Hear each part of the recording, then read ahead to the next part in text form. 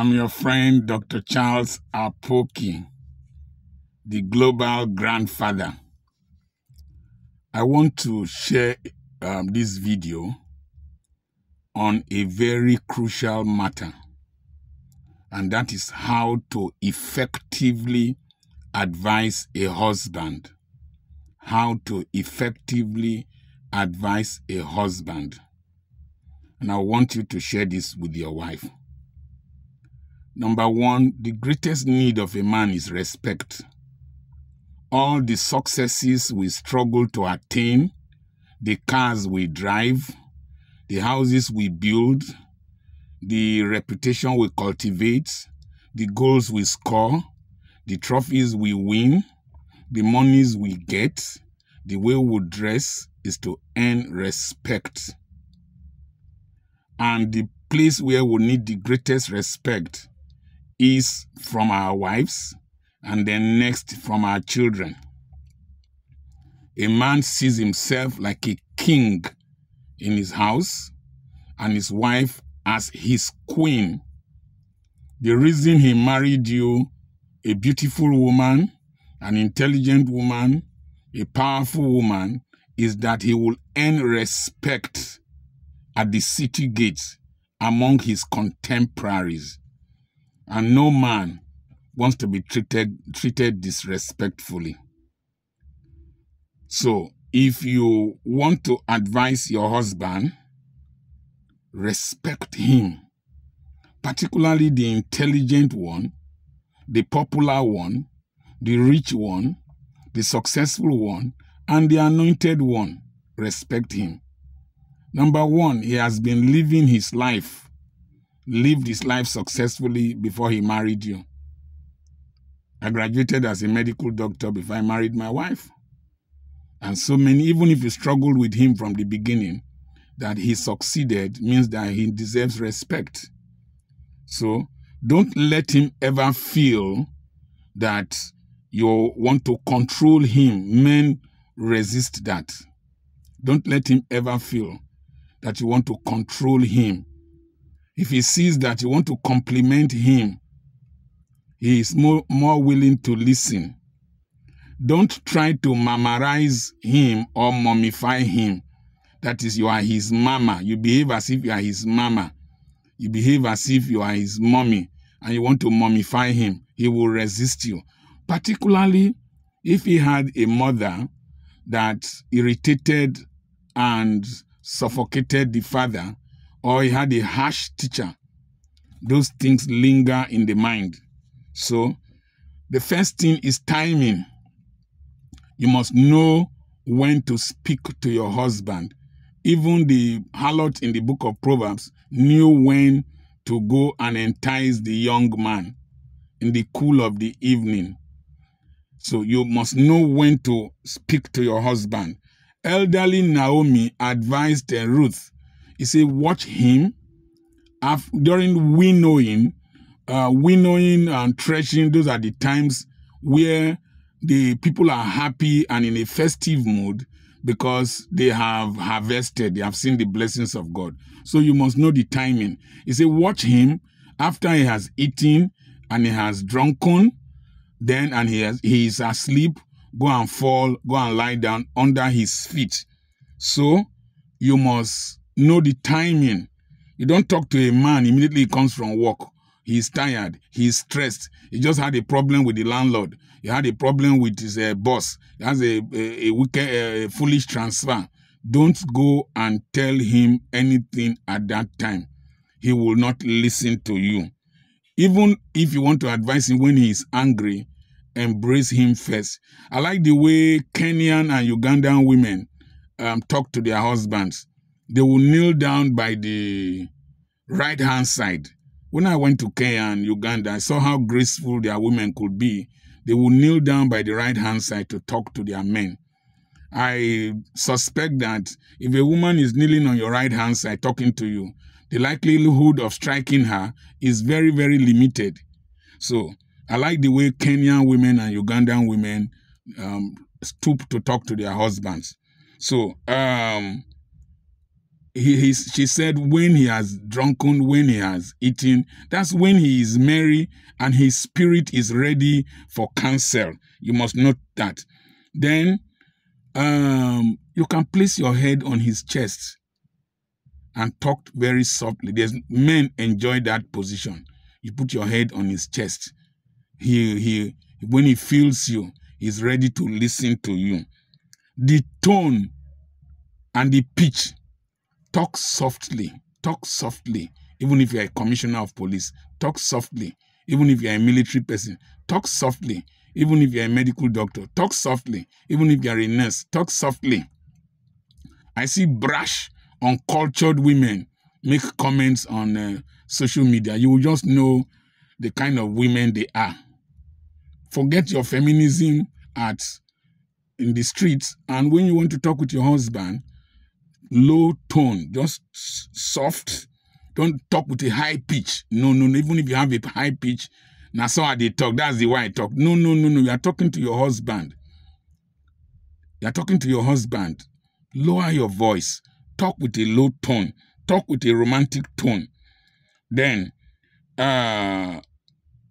when you talk to him, don't talk to him as if you are commanding him. What you say is less important than the way you say it. The way you say it is more important. The way you say it is more important. The next thing is technique. The technique. Don't do as if you are commanding him. Suggest to him. What if we do it this way? You've been trying. First, praise him. That's how you enter his courts with praise and thanksgiving. I will enter his courts with thanksgiving in my heart. I will enter his courts with praise. When you want to speak to a king, long live the king. Long live the king. May your throne never be empty. You will call him the names, the lion of this, the that of that. So you must have a technique. He is a king in his house. And this generation must never throw that away. So you suggest to him. You suggest to him based on his initial beliefs. I had wanted to be a global citizen. I believe in righteousness and excellence. I believe in productivity. I believe in responsibility. I believe in fidelity. You talk to him based on his principles. Those principles will act as precedents for you to win your case. Then you talk to him based on his understanding, the understanding of his training. You are a medical doctor. You know, in medicine, this, that. Please, you know, you are a soldier, and then you know your training as you used to tell us. So you talk to him based on his culture. You know where we come from. If you don't have a home and you are buried in the bush, your children will be made mockery of. So I think that we should try and get a property at home where we will build. You know where you will come from. You are the eldest child. You are supposed to act as a model for the people. They will look up to you. I'm suggesting that. So then you talk about, use his religion as a basis for advising him. Don't command him or compare him with another person. Can't you see, Bishop, this? Can't you see? Men hate comparison. They hate comparison. You are the queen of his house, and he is the king of his household.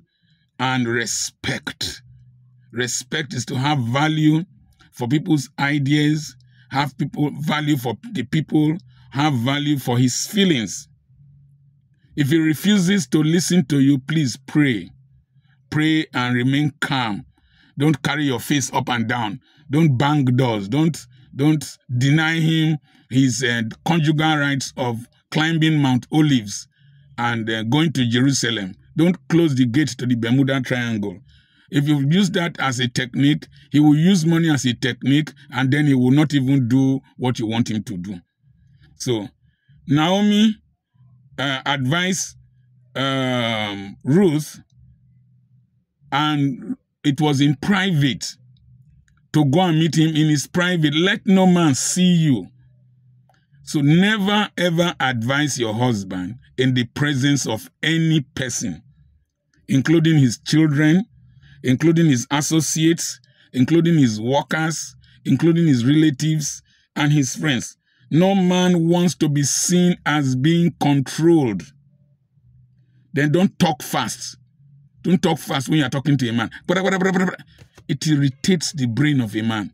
The brain of a man, after all the stress and whatever he has gone through, does not need like a typewriter. You know, in those days, typewriters, and they warn you, shut up, you know, you slap the release bar. Don't talk to a man very fast. Talk to a man slowly.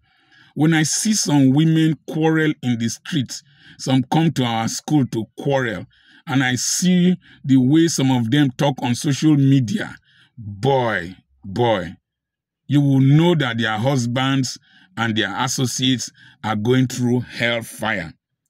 Talk slowly and subtly. Talk slowly and subtly. And then present yourself in an attractive way. Ruth said, wash, dress, and perfume yourself before you go to meet Boaz. The Igbos have a proverb that says,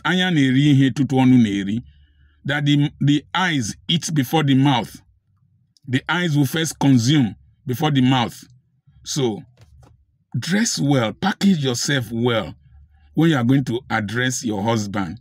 Ruth prepared a nice meal, dressed well, fasted and prayed.